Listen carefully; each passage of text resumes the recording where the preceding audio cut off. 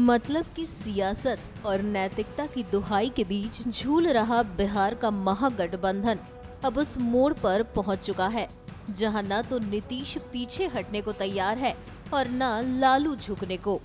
JDU ने RJD को तेजस्वी पर एक्शन लेने के लिए 4 दिन का वक्त दिया, तो जवाब लालू ने दिया कि बीजेपी नीतीश को हसीन सपने दिखा रही है। नीतीश को सपनों से बाहर निकलकर हकीकत की दुनिया में आना चाहिए।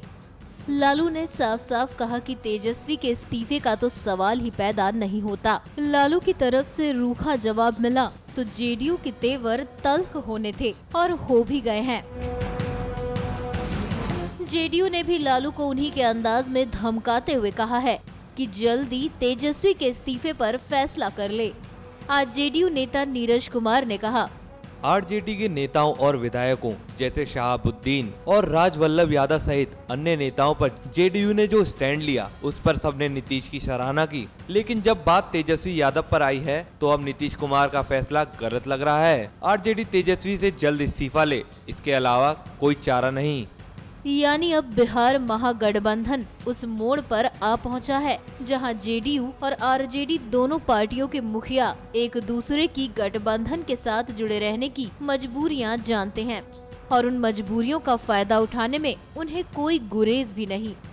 मसलन नीतीश बीजेपी के भले ही करीब दिख रहे हो, लेकिन बीजेपी के साथ जाने में नुकसान उन्हीं का है, क्योंकि तब वो बीजेपी के कठपुतली मात्र रह जाएंगे। वहीं दूसरी तरफ लालू को भी मालूम है कि नीतीश ने साथ छोड़ा तो 10 सालों बाद सत्ता का जो स्वाद मिला है वो फिर नहीं मिलेगा। ऐसे में सवाल ये है कि दोनों नेताओं में पीछे कौन हटेगा। क्या बचे 2 दिनों में कोई ऐसा रास्ता निकल आएगा जो नीतीश और लालू दोनों की शान के खिलाफ भी न हो और तेजस्वी की कुर्सी भी बची रहे। अब ये मतलब कि सियासत और नैतिकता की दुहाई किस तरह बढ़ेगी, इसके लिए इंतजार कीजिए, क्योंकि सियासत के 2 दिन ज्यादा लंबे नहीं होते। न्यूज़ एक्सप्रेस की रिपोर्ट।